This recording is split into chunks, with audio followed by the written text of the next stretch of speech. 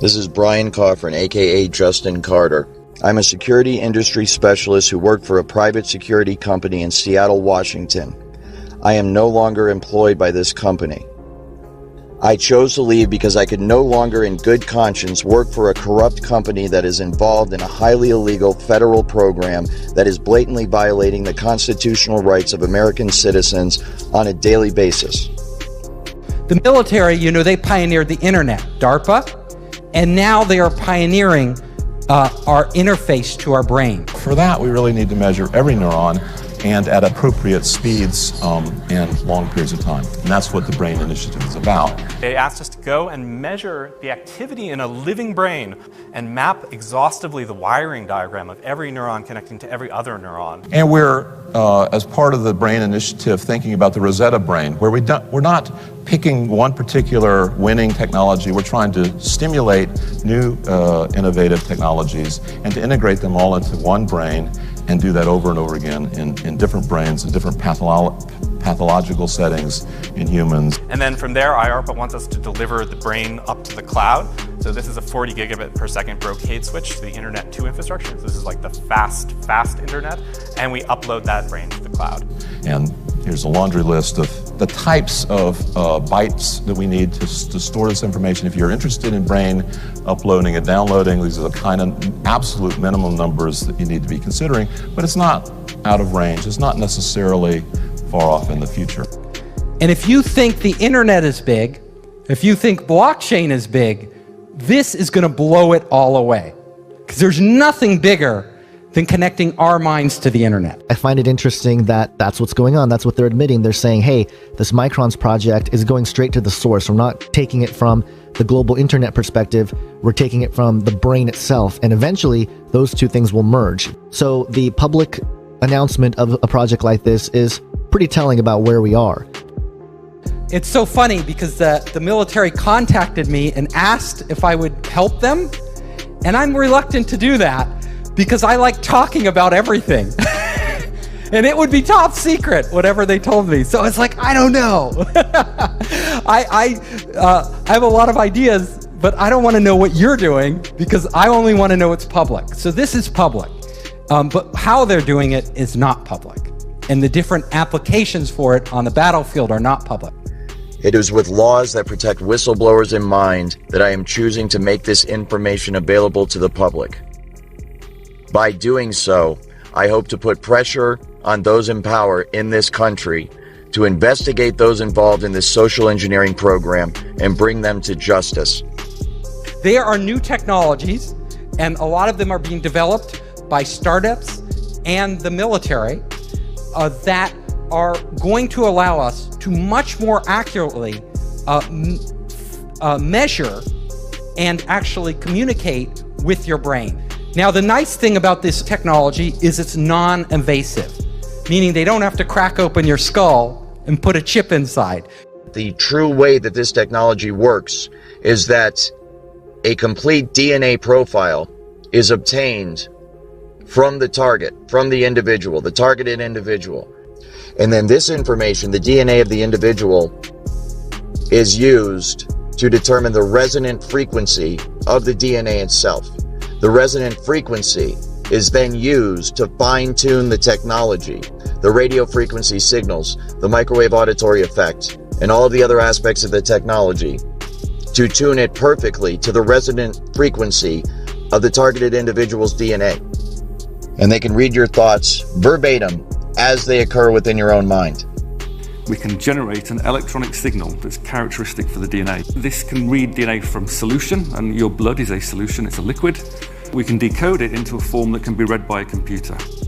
And in a way, you can think about DNA as digital information moving through a tube.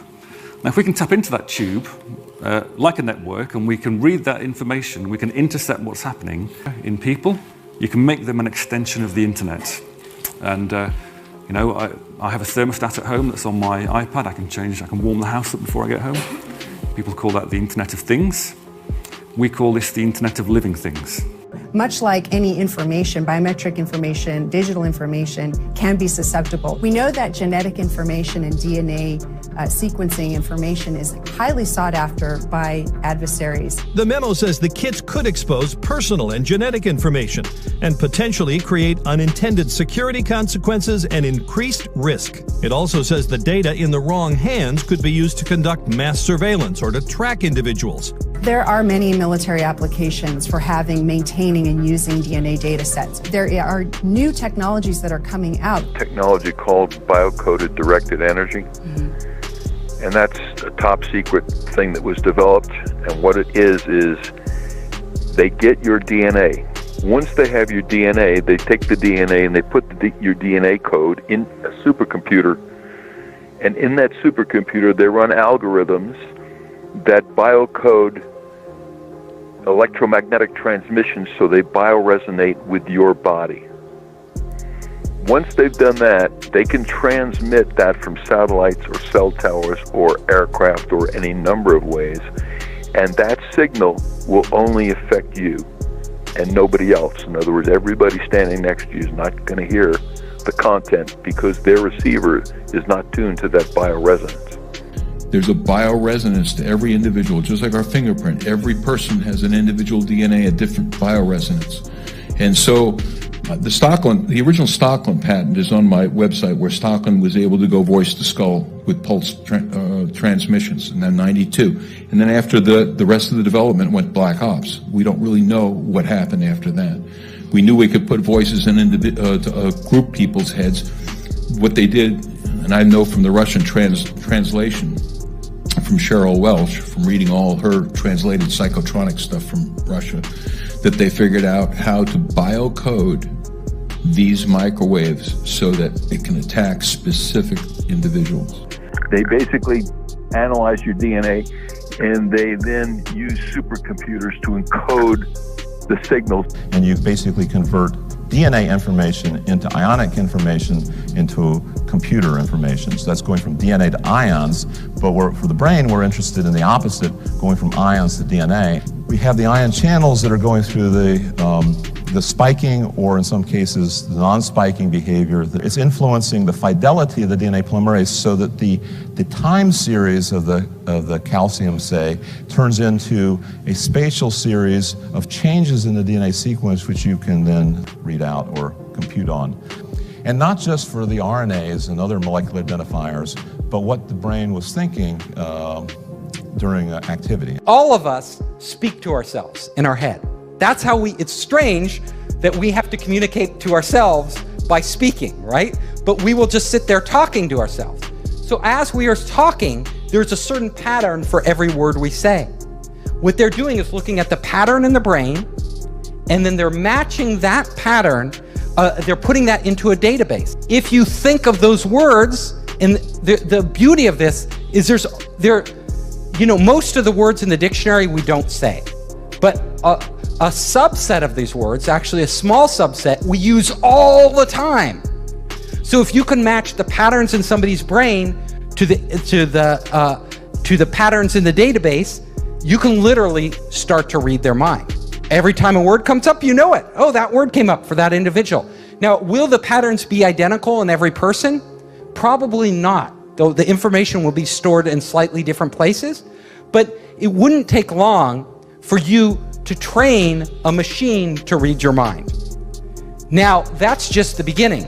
They may be able to have algorithms sophisticated enough, and they get enough samples, enough data, that the AI could actually learn over time what the general rules are for different words, and then you could apply it to anybody. Without verbalizing anything, you could literally start to communicate with other people. So my lecture, we could all be standing here silently. And I could just be communicating it to you. I could be talking, you would talk to people, you could literally have conversations with people without ever getting on your phone anywhere in the world. Goodbye WeChat or Google Hangouts. We could all just be on our brainwaves, right? Communicating with our friends, they could be dropping in on us. Very strange if we think about it. so that when that person goes to speak out about it, when they go to seek help from their fellow human beings, and their fellow human beings say, what is it that's happening to you? The target will then say, I'm hearing voices inside my head. But these would be controlled hallucinations run by algorithms. And they will conclude that this person must be crazy. And as a result, they will recommend psychological evaluation for that person. You can see the way this is going to go, and the way it is going right now. As good people, helpless people that are being abused and tortured and enslaved and experimented upon in America today, American citizens cry out for help from their fellow Americans, and their fellow Americans say, why don't you take some Prozac because we think you're schizophrenic? When this is a highly technical program. All of the symptoms are induced by a technology that is so fucking sophisticated, it is horrifying beyond description. This technology can also tap into the optical nerve of the target and the auditory system of the target, so that those monitoring the target can see what the target is seeing and hear what the target is hearing. This information is then downloaded and stored on a computer in a highly secure, classified site on servers that are guarded by some of the tightest security in the world. So the ability to do this, the ability to download information, that is like what the military and other people are that's their holy grail. There's a number of companies now that are looking at ways to write digital information into DNA. Because you would only need about a room full of DNA to record all of the digital data that exists today, which is quite extraordinary. So we'll be able to outsource, we'll be able to upload our memories to the cloud. So let's say you don't want to, you want that memory forever, right? You're like, it's automatically probably being stored in the cloud for you without you thinking about it. Just like these automatic backups on your computer, everything, there's a copy and there's redundancy and there's like many versions. And so your experience, you could access it later. This results in the individual's entire day, everything they see, everything they hear, everything they experience, and everything they feel being recorded till the end of time. Within the brain, there are tiny structures called microtubules, right? If you think of these as straws, but they're straws through which flows light. And in fact, photons of light known as biophotons. And that each one of these is a package of information that flows around, these tiny structures in the brain. This light is carrying, of course, the memories. And we know DNA is also producing these biophotons of light. This is well studied and is well understood. So the interface between the brain and the DNA would therefore be these biophotons. Now this is where, if you can transfer knowledge and you can communicate, because your brain is wirelessly connected to the internet, there's no reason you couldn't extract memories, which are just data, out of one brain and put them in another brain. Now, what would it mean to share memories? All of a sudden, Elon Musk, you want to know what he's thinking? You could get his memories from yesterday and live his entire day. Although the connectivity of the brain is where we are processing experiences, even utilizing recalled memories and writing new memories to the hard drive, that it's more like a RAM with a random access memory rather than being the hard drive. The DNA would be effectively our hard drive where all the bulk of the information we're not using is being written to. So it could be that in the future that we'll find a way to download people into DNA and move them across into other bodies. So this is an astonishing step forward in these kind of science fiction type ideas. When our brains are connected to the internet, our physical bodies become less important. Now, think about that. If our brains are connected to the internet, and if our brains are all connected, all of us connected, I could literally go into your head and see through your eyes. So all of a sudden, for a day, a lot of us, because you're entrepreneurs, think it would be cool to go inside Elon Musk's head for a day and walk around.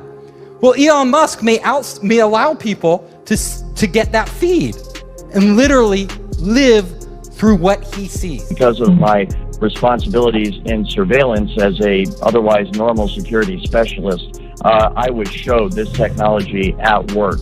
And it was through the perspective, of course, of the camera, and what I was told that it was obvious it was being used through the eyes of the targets. So I have seen it, and it is absolutely remarkable. It's just like a first-person, video game or something where you see right through the eyes of the individual. And so there's two aspects to the technology. Number one, there is the actual, what is essentially receiving the signal from the individual themselves.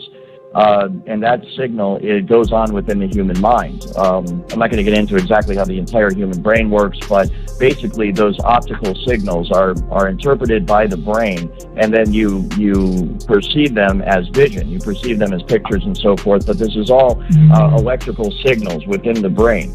And so the exact same thing, the data is taken in through the eyes, and then your brain renders it in a visual form that we know as sight. The exact same thing happens with the computer. The data is sent to the computer, and then it is rendered in the form of a picture that people can look at. As far as I'm aware, it's real time. There may be a second or two delay, but it is as it is happening. They can actually see through the eyes of the target. It's done all remotely. And that is rendered, of course, in essentially real time on a computer screen. And then it is to the point where it's so accurate, you can actually see the individual pores on someone's face. See scars and nicks and so forth. And so you can understand how if you had several people, for example, that you were able to do this, you can see through their eyes in a room or on a street corner or within an office building, wherever it is. You can get total situational awareness simply by looking through their eyes, and you can see through basically it's like being 3 or 4 or 5 different people all at the same time. The next thing that is really interesting is, everybody's talking about augmented reality and VR right now. If you've taken any drugs like LSD, suddenly it becomes real, right? Our minds are actually doing AR or VR, right? Putting dragons in the room and creating like all this stuff. We're able to, the point is, we are able to do that with our brains as they exist right now. So there's no need for external hardware. Once we tap into the brain, our minds itself can actually create overlays of AR and VR. If we have algorithms that stimulate the right things and give it the right data, we could literally see a screen pop up. We call it hallucinating, right? But these would be controlled hallucinations run by algorithms that would give us everything AR would without any glasses, without any contact lenses. This technology can be used to beam images and even motion pictures into one's brain. Images and motion pictures that are so realistic that you think you're actually watching a movie or seeing something in reality. It's like a virtual reality 3D rendering that takes place within the target's mind. But you can imagine us entering entirely living in the real world as we do now, and also living in this virtual world where they are combined right inside our minds. But as soon as we connect our brains to the internet, emotions are also data. We could start literally to feel somebody else's pain. And now we say, I feel your pain. We don't really feel their pain. But in the future, we may actually really feel their pain. Like if they're sad, all of a sudden we could tap in, to your wife or girlfriend or boyfriend, and you could be like, oh my God, I feel your pain. I feel your anxiety, This technology can also be used to manipulate the emotions of the target. It can induce fear, love, hate. It can cause you to be nervous. It can cause you to be confident. It can cause you to be depressed. It can cause you to be happy. It can cause you to feel any fucking emotion at any time by artificially inducing them. So, like any technology, there are great things we could do, and then there are very horrible things that could result from it that are unanticipated. Now, if somebody hacks into your cell phone or your bank account, they can steal your identity. But it's not your real identity. It's more like your money.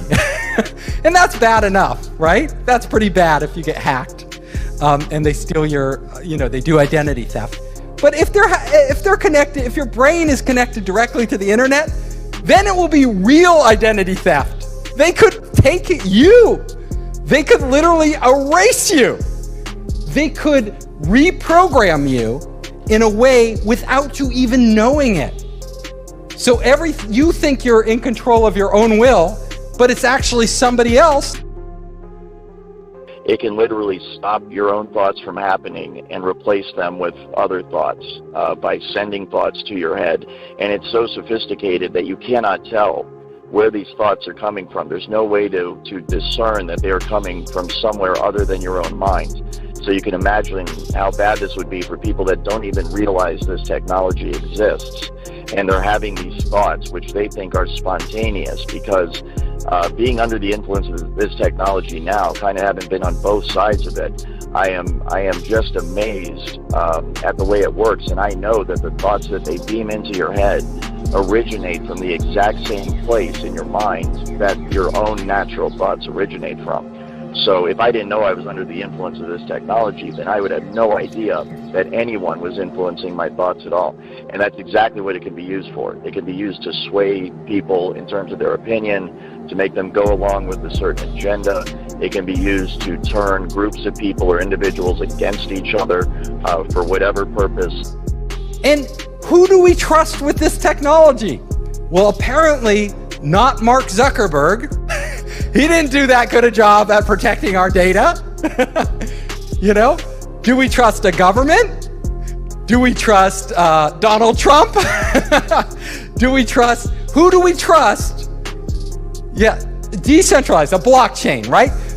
You're gonna have to have technology that protects us. Technology which really doesn't exist today, and it has to be so foolproof, and we have to have so much faith in it that we're willing to open up our brains to that potential of being hacked.